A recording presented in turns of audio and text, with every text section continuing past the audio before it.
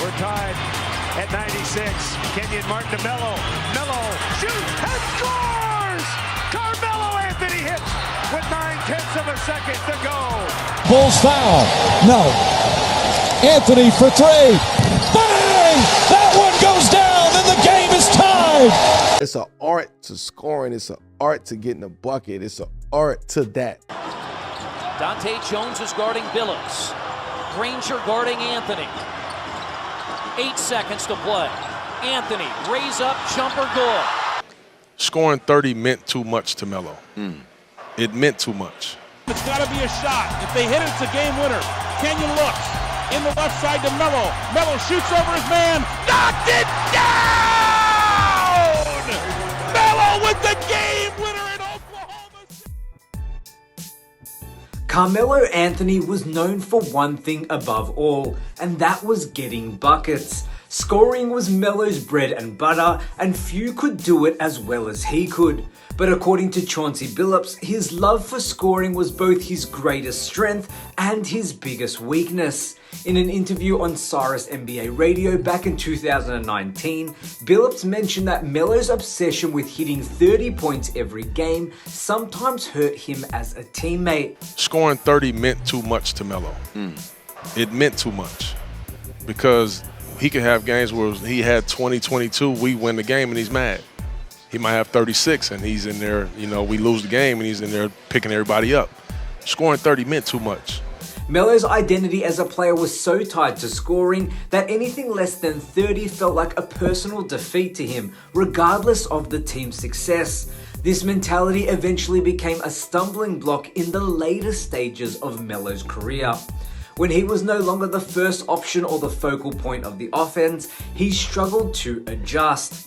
As Billups pointed out, even when Melo was with the Houston Rockets in 2019, he hadn't fully embraced the idea of stepping into a supporting role.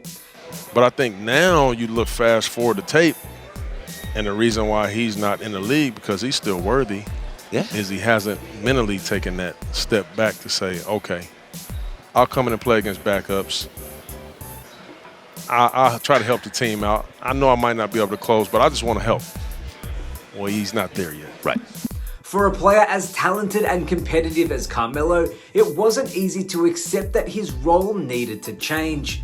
His hunger to score, while it made him one of the greatest offensive talents ever, also made it difficult for him to adapt when his athleticism began to decline and teams needed him to take a different role. Despite this, Anthony has no regrets about how he approached the game. He fully acknowledges that his scoring obsession contributed to him being out of the league for a short while, but Melo is proud of what he accomplished nevertheless. In fact, he's so proud that people define him by his ability to score. On his 7 p.m. in Brooklyn podcast, Melo addressed the criticism by saying, "It's an art to score, it's an art to get a bucket." It's an art to scoring. It's an art to getting a bucket. It's an art to that. And I speak on that confidently because I did what I did, but also I'm going to embrace you saying, oh, he's just a great scorer. Fine, I'm going to embrace that. I did what I did to the best of my, I did this one thing and I mastered this one thing for a long, long time. He likened his career to mastering a degree in school, and in his view, he perfected the art of scoring. And honestly, Melo has a point. He currently sits at top 10 all-time in NBA's all-time scoring with 28,289 points. That's an incredible achievement, and it's hard to argue with those numbers on face value. While Chauncey Billups' comments highlight the one flaw that may have cut Melo's career shorter than it needed to be, they don't overshadow what Carmelo Anthony had achieved. His pride in being one of the best scorers ever is completely valid.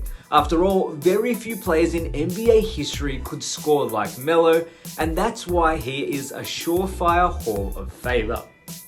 Sure, just like any other superstar, Melo's career may have had its ups and downs, and his inability to adapt to a reduced role probably hurt him in the end. But his legacy as one of the game's most prolific scorers is undeniable. There's no doubt that when it comes time, we'll see him inducted into the Basketball Hall of Fame. So there you have it, a look into Carmelo Anthony's incredible scoring legacy and the critique that followed him throughout his career. Do you think Melo's focus on scoring cost him in a longer NBA career and perhaps a championship? Or do you think it's what made him so great? Let me know your thoughts in the comments below, and don't forget to like, share and subscribe for more upcoming videos and NBA content. My name is Damian Peters. As always, thank you so much for watching, and I will see you next time.